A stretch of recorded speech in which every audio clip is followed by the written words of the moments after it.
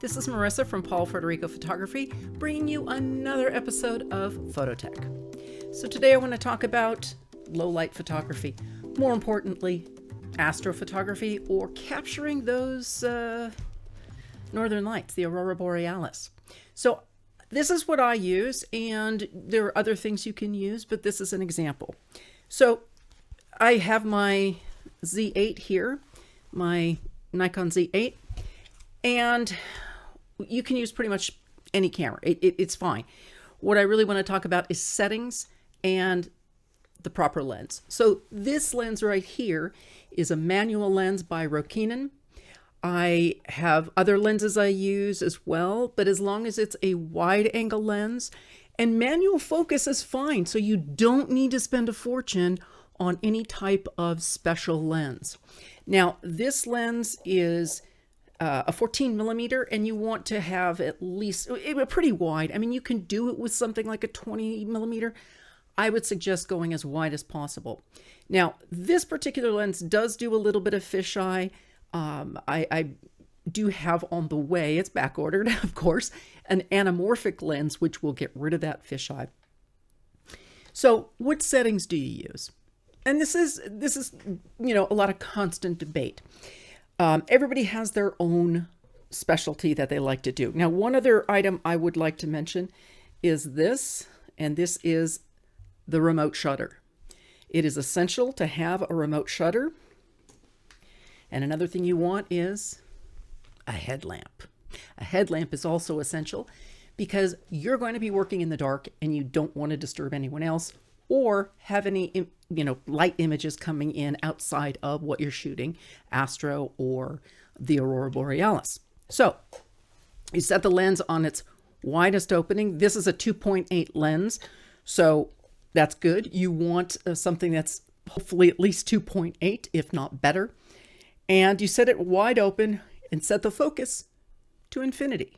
Now, this is why you want a manual lens, because by setting the focus to infinity, like this, set that ring to infinity, you're getting the focus out on the stars. If you have an autofocus lens, turn off autofocus. It's not going to work trying to capture something at that distance. So, with that in mind, keep that at autofocus. Now, as far as aperture goes and other settings, you want to shoot at, well, we already said an f2.8 or better. You also want to shoot at approximately 25, anywhere from 1600 to 2500 is really kind of the sweet spot. That's going to enable you to get enough light in that you're going to be able to capture what you want. This shutter switch, this is why you need this, because you're going to leave that shutter open for a little bit. You're going to leave it open for about 5 seconds, anywhere from 5 to 10 seconds. You could go a little bit longer, but you don't need to. By keeping that shutter open, you definitely want to have a shutter switch and a good tripod where your camera is sitting steady and not being touched, not moving at all. Because any movement, of course, is going to show up if you've got the lens open or the shutter open. So again, you'd want to use a switch. You'd never want to handhold because you can't possibly hold your camera still for that long.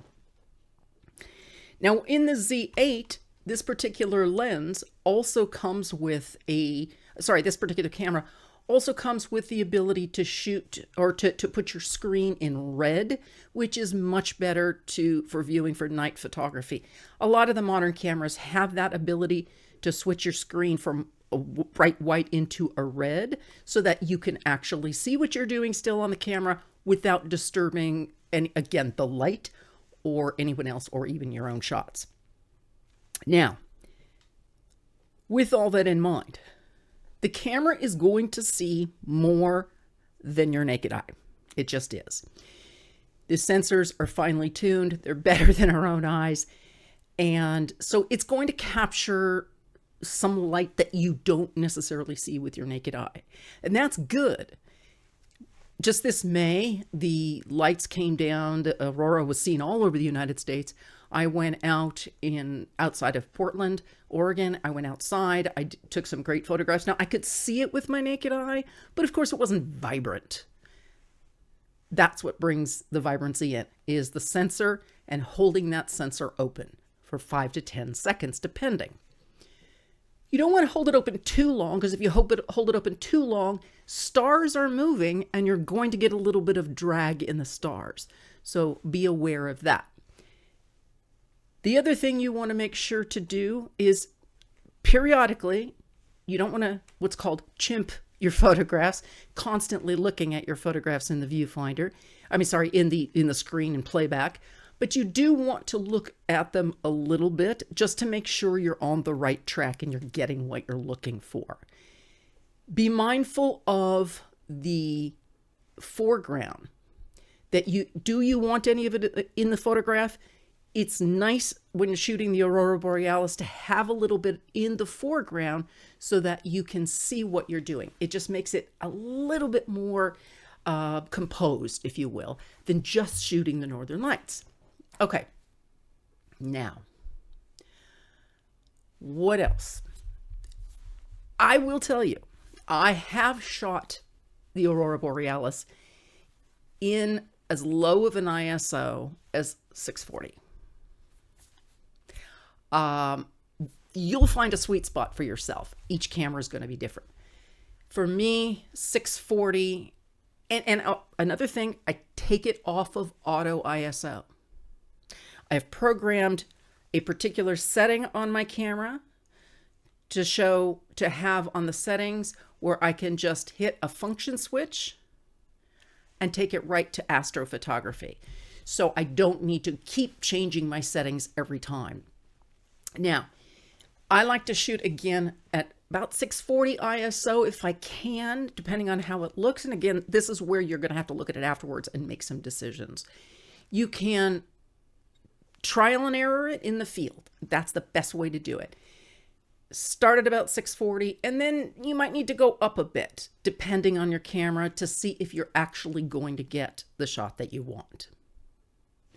So, just to recap, the lens does not need to be expensive. This Rokinon lens worked really, really, really well. Gotta admit, I like the Rokinon lens, even though I am moving to another lens shortly because it's a Laowa lens, also a Chinese lens. However, it's a fantastic lens, very highly rated, back ordered, of course, new this year, but it's anamorphic, which means it's not going to have any fisheye at the end of the lens. This one still does have a little bit of fisheye, but if you don't have a problem with that, and I've shot great photos with it, so obviously I don't.